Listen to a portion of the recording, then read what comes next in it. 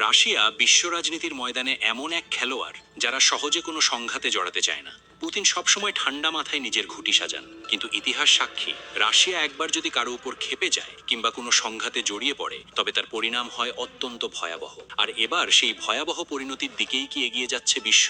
ঘটনা প্রবাহ কিন্তু সেদিকেই ইঙ্গিত দিচ্ছে। ঘটনার সূত্রপাত মধ্যপ্রাচ্যের অন্যতম শক্তিশালী দেশ ইরানকে কেন্দ্র করে। সম্প্রতি ট্রাম্প প্রশাসন ইরানের তেল বাণিজ্যের টুটি চেপে ধরার সিদ্ধান্ত নেয়। সোজা কথায়, ইরানের তেল যারাই কিনবে, হোক সেটা কোনো নির্দিষ্ট কোম্পানি, রিফাইনারি কিংবা পরিবহনকারী জাহাজ, সবার উপরই কঠোর নিষেধাজ্ঞা বা স্যাংশন আরোপ করেছে আমেরিকা। উদ্দেশ্য পরিষ্কার, ইরানের আয়ের প্রধান উৎস তেল রপ্তানি পুরোপুরি বন্ধ করে দেওয়া। ভাতে মারার এই কৌশল কি ইরান মেনে নেবে? মোটেও না। আর ঠিক এই জায়গাতেই এন্ট্রি নিলেন ভ্লাদিমির পুতিন।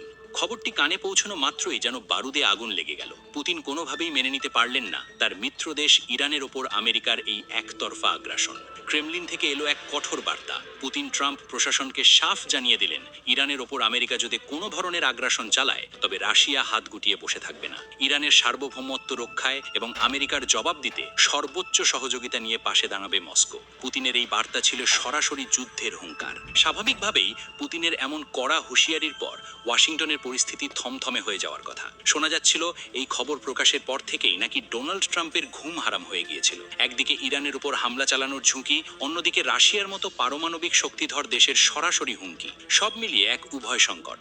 না পারছেন গিলতে, না পারছেন উগরাতে। কিন্তু এখানেই গল্পের মোড় ঘুরে গেল। সবাই যখন ভাবছিল আমেরিকা হয়তো পিছু হটবে, ঠিক তখনই ট্রাম্প দেখালেন তার আসল রূপ। ভয়ের বদলে উল্টো সাহসের চূড়ান্ত ধৃষ্টতা দেখালো ট্রাম্প প্রশাসন। ইউরোপীয় ইউনিয়নকে সাথে নিয়ে এবার খোদ রাশিয়ার তেল রপ্তানির ওপরই নতুন করে কড়া নিষেধাজ্ঞা আরোপের প্রক্রিয়া শুরু করে দিল আমেরিকা। ভাবা যায়, বাঘের গুহায় ঢুকে বাঘকে খোঁচা দেওয়ার মতো সাহস। ট্রাম্পের এই পদক্ষেপ দেখে রীতিমতো অবাক হয়ে গেলেন ভ্লাদিমির পুতিন। তিনি হয়তো কল্পনাও করেননি যে তার হুমকির জবাবে ট্রাম্প পাল্টা আঘাত হানবেন সরাসরি রাশিয়ার অর্থনীতির ওপর। ট্রাম্পের এই সাহসিকতা দেখে পুতিন এবার আর কোনো রাগঢাক করলেন না। সরাসরি হুঁশিয়ারি দিয়ে বললেন, যুক্তরাষ্ট্রের এই নিষেধাজ্ঞা একটি চরম অবন্ধুত্বপূর্ণ কাজ। তিনি স্পষ্ট ভাষায় জানিয়ে দিলেন, এই পদক্ষেপ রাশিয়া ও যুক্তরাষ্ট্রের সম্পর্ককে তলানিতে নিয়ে যাবে। তবে আমেরিকা যদি ভাবে চাপ সৃষ্টি করে রাশিয়াকে নতজানু করা যাবে, তবে তারা বোকার স্বর্গে বাস করছে। পুতিন দ্ব্যর্থ কণ্ঠে বললেন, রাশিয়া চাপের কাছে নতি স্বীকার করবে না। কিন্তু দর্শক, আসল খেলাটা কিন্তু এখনো বাকি। পুতিন শুধু হুমকি দিয়েই ক্ষান্ত হননি, তিনি ট্রাম্পকে শুনিয়েছেন এক নির্মম সত্য। তিনি সতর্ক করে বলেছেন, আমেরিকা যদি রাশিয়ার তেল রপ্তানি কমানোর চেষ্টা করে, তবে বিশ্ববাজারে তেলের দাম এতটাই বেড়ে যাবে যা কল্পনার বাইরে। আর এর ভুক্তভোগী হবে খোদ আমেরিকার জনগণ। আমেরিকার গ্যাস স্টেশনগুলোতে যখন তেলের দাম আকাশচুম্বী হবে, তখন সাধারণ ভোক্তাদের ক্ষোভের আগুনে পুড়তে হবে ট্রাম্প প্রশাসনকেই।